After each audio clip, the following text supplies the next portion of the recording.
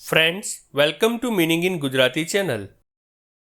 Tradition શબ્દનો અર્થ પરંપરા, પૂર્વેથી ચાલતી આવેલી માન્યતા, મત અથવા રિવાજ, રૂઢિ, પ્રણાલી કે સિલસિલો થાય છે.